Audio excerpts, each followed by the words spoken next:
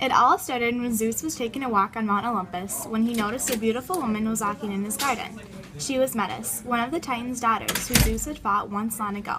He charged down the hill before her. She turned into a full-grown hawk and flew away. He turned into a hawk and chased after her.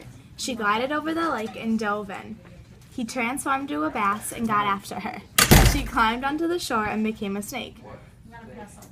He turned into a snake and they clung themselves in two beautiful loops. Okay, stop. After the loops were fully intertwined, Zeus heard a far-off voice whispering to him. Zeus, soon Metis will have a child, a girl child.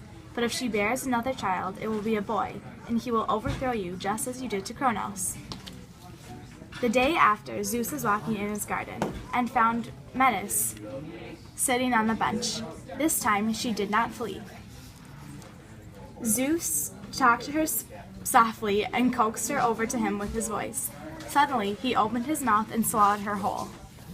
That afternoon, Zeus suffered from an awful headache and rushed to Hephaestus to get it looked at. Hephaestus raised his hammer and wedge and split Zeus's skull open. Then Hephaestus leaped back in fear to see a tall maiden in armor. It was Athene. She had taught man how to use tools and plows and taught Zeus's wife how to spin her wheel. She hated Ares and often beat him on and off the battlefield because she was a mistress of strategy and wisdom. There are many stories about Athene, about her skill and her battle wisdom and her kindness. But like the other gods, she was also very jealous. And one of the best stories is the one of Arachne. There once was a girl who lived in a city called Linda. Her joy was weaving. She wove the most beautiful things any human or god had ever seen. Her name was Arachne.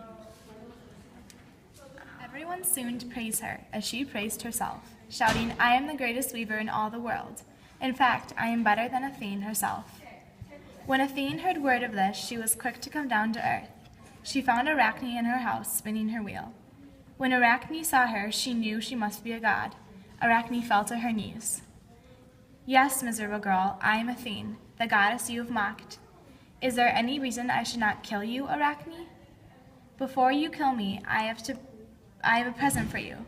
She went in and took a lovely cloak she had woven and gave it to her, and said, "Take this. I am sure you have nothing so fine." Athene shook her head and said, "Poor child, you are being destroyed by your own worth. Your talent has overthrown your beauty and your wisdom, but I will give you one more chance to show that you are better than me in weaving. And if you beat me, then I will leave, but if I beat you, then you will die." Done. "Oh yes," said Arachne. "Thank you, dear goddess, for sparing my life." "It is not yet spared," said Athene. Arachne went first, as the city watched in awe.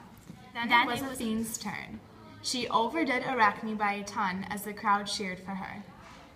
Then Arachne went outside in disappointment and walked to a tree. She did not want to face the fears of the punishment Athene had in store for her, so she hunted. Soon Athene came out to the same tree and saw Arachne's body hanging. She cried for her and turned her into Arachne, a spider, because of her guilt.